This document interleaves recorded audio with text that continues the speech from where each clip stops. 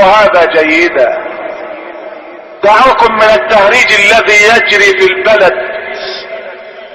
دعوكم من هؤلاء الساقطين الذين يرمون بالحجارة. البلد غارقة وفي مسيس الحاجة الى كل مخلص، الى كل مؤمن. مشاكلنا لا تحل بحرق الاتوبيسات التي دفعنا فيها دماءنا، مشاكلنا لا تحل بايدي هؤلاء العابثين. ان مصر الان تقضي اوقاتا في غاية الشدة، واذا سقطت مصر سقطت الامة العربية كلها.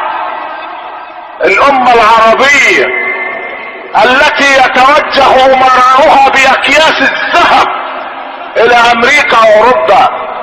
دعوكم من هؤلاء الملحدين الذين يفسدون في الارض ولا يصلحون.